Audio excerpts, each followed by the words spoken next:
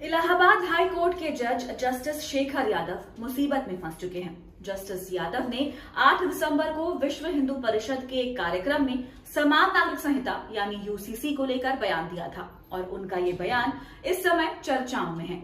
चर्चा इसलिए हो रही है कि जस्टिस शेखर यादव के इस बयान को लेकर सुप्रीम कोर्ट से लेकर संसद तक हिली हुई है। राज्यसभा में जस्टिस यादव के खिलाफ महाभियोग का नोटिस दिया गया है, तो सुप्रीम कोर्ट ने इस मामले में पहले हाई कोर्ट को जस्टिस यादव के बयान पर जांच कर रिपोर्ट देने के लिए कहा था और अब सुप्रीम कोर्ट के कोलेजियम ने जस्टिस यादव को तलब कर लिया है।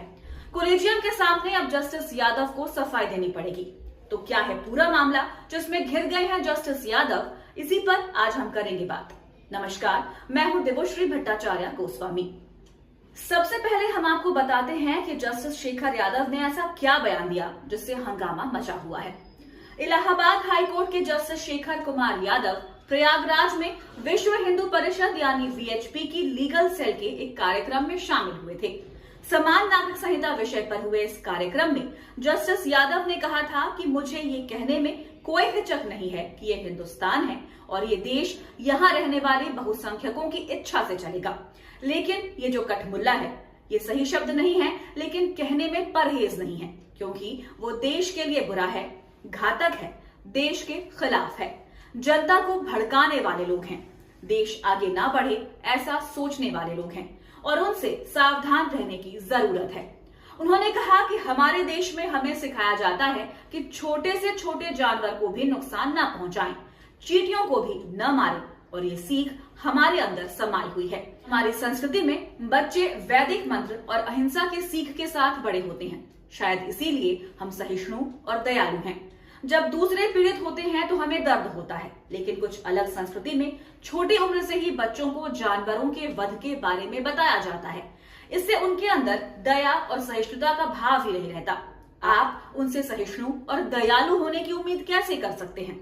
मुस्लिम समुदाय का नाम लिए बगैर जस्टिस शेखर यादव ने कहा कि आप उस महिला का अपमान नहीं कर सकते जिसे हमारे शास्त्रों और वेदों में देवी की मान्यता दी गई है। आप 4 पत्नियां रखने, हलाला करने या 3 तलाक के अधिकार का दावा नहीं कर सकते।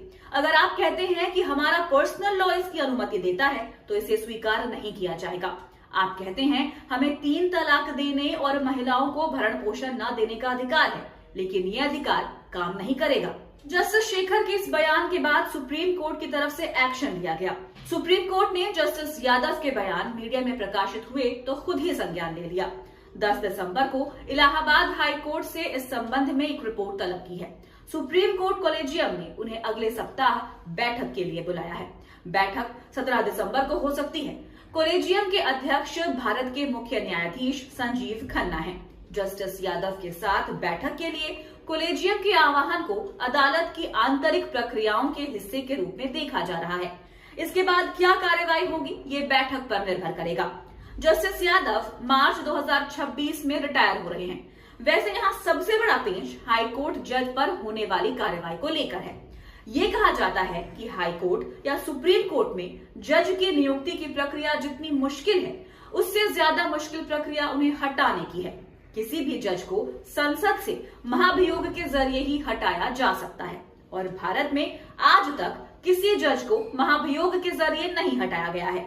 इसी से समझा जा सकता है कि जस्टिस यादव को हटाने की प्रक्रिया कितनी मुश्किल भरी हो सकती है। वैसे पुराने कानूनों के अनुसार अगर किसी जज के खिलाफ कोई विवाद होता है तो संबंधित हाई कोर्ट से रिपोर्ट मांगी जाती है। उस जज को कोलेजियम के सामने अपना पक्ष रखने का मौका दिया जाता है और जस्टिस यादव से भी ऐसी ही प्रक्रिया का पालन कराया जा सकता है। वैसे जस्टिस यादव के बयान से बार एसोसिएशन ऑफ इंडिया भी नाराज है। उसकी तरफ से इस मामले में प्रस्ताव पारित कर जस्टिस यादव के बयान की निंदा की और उनसे माफी की मांग की गई है। वकील और campaign for judicial accountability and reforms के संयोजक प्रशांत भूषण ने इस मामले में मुख्य सीजेआई संजीव खन्ना को एक चिट्ठी लिखी। उन्होंने सीजेआई से इलाहाबाद हाई कोर्ट के न्यायाधीश के आचरण की इन हाउस जांच की मांग की। उन्होंने दावा किया कि जज ने न्यायिक नैतिकता और निष्पक्षता और धर्मनिरपेक्षता के संवैधानिक सिद्धांतों का उल्लंघन किया। वहीं विपक्षी दलों ने भी इसे गलत बताया। मामले की गंभीरता को देखते हुए ये देखना महत्वपूर्ण होगा कि सुप्रीम कोर्ट कोलेजियम इस मुद्दे पर क्या कदम उठाता है। वैसे जस्टिस यादव के खिलाफ राज्यसभा सदस्य कपिल सिब्बल की तरफ से महाभियोग का नोटिस भेजा गया है। इस नोटिस पर 55 सांसदों के दस्तखत हैं। अब उपराष्ट्रपति विपक्ष के महाभियोग प्रस्ताव को स्वीकार करते हैं तो सुप्रीम कोर्ट और हाई कोर्ट के जज और एक विधि विशेषज्ञ की 3 सदस्यीय समिति शिकायत की जांच करेगी। अगर आरोप सही पाए जाते हैं तो महाभियोग की कार्रवाई होगी। अब सवाल है कि क्या जस्टिस शेखर यादव पर अगर महाभियोग की कार्रवाई होती है तो क्या महाभियोग प्रस्ताव संसद से पास हो जाएगा? दरअसल संविधान के आर्टिकल 124(4) के अनुसार महाभियोग के लिए दोनों सदनों में कुल सदस्यों के बहुमत और उपस्थित सदस्यों के 2/3 सदस्यों के समर्थन की जरूरत होती है। लेकिन एनडीए के बहुमत को देखते हुए ये प्रस्ताव संसद में पास होना मुश्किल है।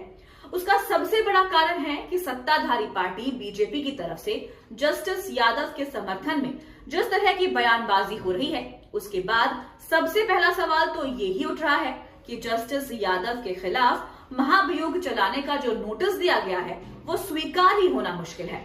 वैसे भी अब संसद का शीतकालीन सत्र समाप्त होने में 5 दिन का ही समय बचा है और इस बीच महाभियोग का नोटिस सभापति स्वीकार करेंगे ये मुश्किल लग रहा है, क्योंकि फिलहाल तो सभापति और विपक्ष के बीच ही टकराव की स्थिति बनी हुई है। विपक्ष की तरफ से सभापति के खिलाफ ही अविश्वास प्रस्ताव को नोटिस दिया जा चुका है और अभी तक तो नोटिस भी स्वीकार नहीं किया गया है। या एक बात और बता दें, सभापति को अविश्वास प्रस्ताव के जरिए हटाना एक जज को हटाने की तुलना में ज्यादा आसान है, क्योंकि सभापति को हटाने के लिए साधारण बहुमत की जरूरत पड़ती है, लेकिन एक जज को उसके पद से हटाने के लिए 2/3 बहुमत की जरूरत होती है। अब सभी की निगाहें जस्टिस यादव पर कोलेजियम की कार्रवाई पर लगी हुई हैं। जजों की नियुक्ति भी कोलेजियम के जरिए ही की जाती है। हाई कोर्ट जज की नियुक्ति की सिफारिश हाई कोर्ट का कोलेजियम करता है। इस पर सुप्रीम कोर्ट का कोलेजियम विचार करता है और बाद में जिस नाम को मंजूरी दी जाती है उसे सरकार के पास भेज दिया जाता है। केंद्र सरकार की तरफ से जज को लेकर जांच की जाती है और केंद्र की मंजूरी के बाद फाइल को राष्ट्रपति के पास भेज दिया जाता है। राष्ट्रपति की मंजूरी मिलने के साथ ही जज की नियुक्ति पूरी की जाती है और संबंधित हाई कोर्ट के मुख्य न्यायाधीश जज को शपथ दिलाकर कामकाज सौंपते हैं। ऐसे में इस पूरे मामले में कोलेजियम ही सबसे ज्यादा ताकतवर इकाई है और सुप्रीम कोर्ट के कोलेजियम ने जस्टिस यादव को तलब कर लिया है। ऐसे में सभी की निगाहें सीजेआई संजीव खन्ना के नेतृत्व वाले कोलेजियम पर टिकी हुई है। तो आपको हमारा ये वीडियो कैसा लगा, हमें कमेंट करके अपनी राय जरूर दीजिएगा। अगर आप ये वीडियो फेसबुक पर देख रहे हैं तो हमारे पेज को लाइक करें और अगर आप ये वीडियो यूट्यूब पर देख रहे हैं तो हमारे चैनल को सब्सक्राइब करना ना भूलें और देखते रहिए द धाकड़ न्यूज और बेल आइकन दबाना ना भूलें।